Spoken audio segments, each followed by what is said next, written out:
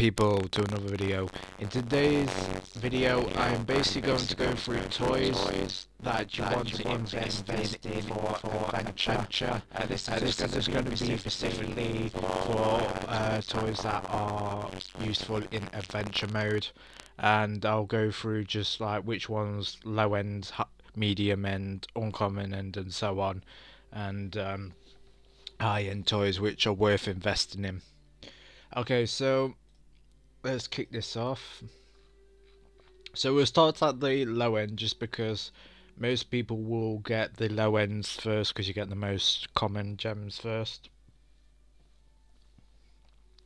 The only ones I would say that are worth investing in on the low end personally is CS Todd and Classic Noob and Spider.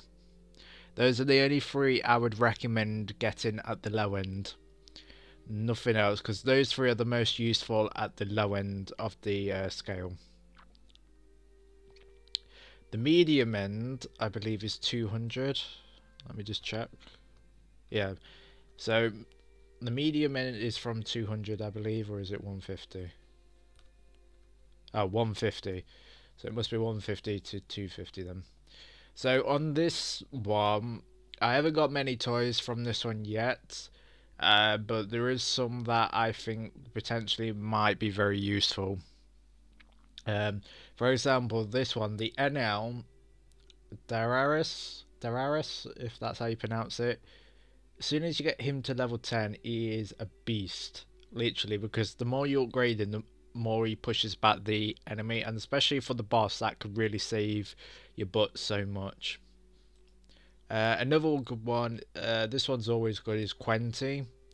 It's not great, but he does deal high amounts of damage very easily. Another one to invest in is, where is it? Chill Thrill. Chill Thrills now, because they have a different overall skill differ. So basically what I mean by that, the skills have been reworked. So Chill Thrills now are really overpowered, and they spawn instantly as soon as one is destroyed, and I believe if you get it to level 12, his harpoon is 0 cooldown, and I believe his harpoon does 60 damage, so that's quite a lot. And then when you weaken the enemy, you do 120 damage. So if you think about it that way, that's quite decent. The other toys I haven't really invested in on these ones yet. Another one that I would say that has good potential is Fallen Artemis. The only reason I say that is because now she attacks more enemies the more she's upgraded, and if you know, when an enemy is 50% less HP, then she'll always activate her ability, and I think she does double damage as well from that. Banana I haven't used yet. I feel like he could be good. From saying that, I'm not entirely sure how good this one will be, but he holds the enemies longer and longer now, the more he is upgraded, so he could be potentially good. Right, so we're getting into the sort of higher end categories now. Croc, I would say, is another good one because of how cheap he is as well.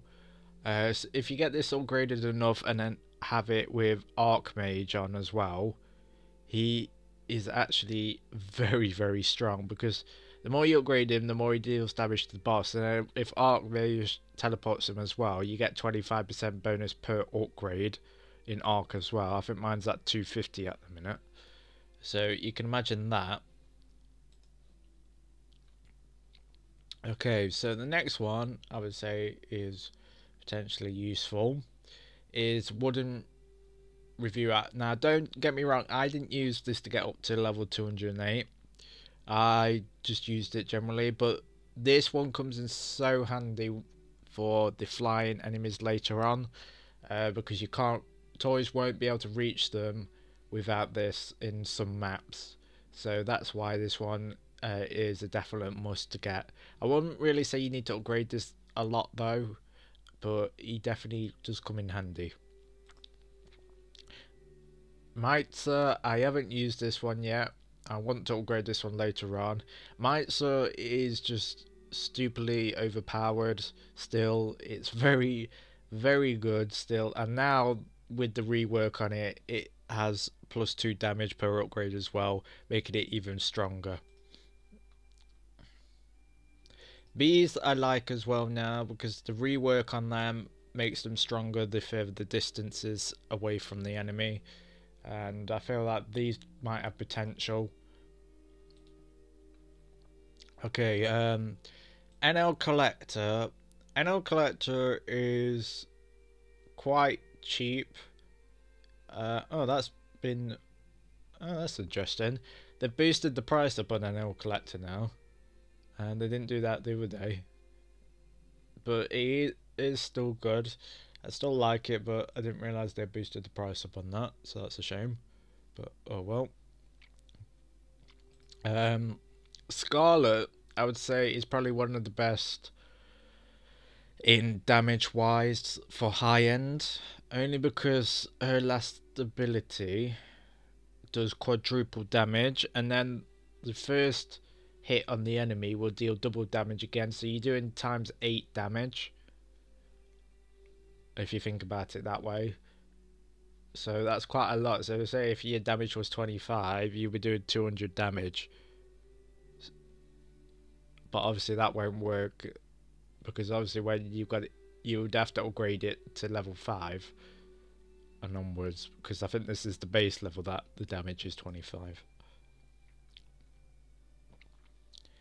Okay, Lords I know are very, very useful in adventure mode. It's probably one of the best ones out of all of them to go with is Lords. Just because his ability is very, very strong, and he is helpful for quite a lot of the maps later on, actually. Megas I do like. These are very strong as well.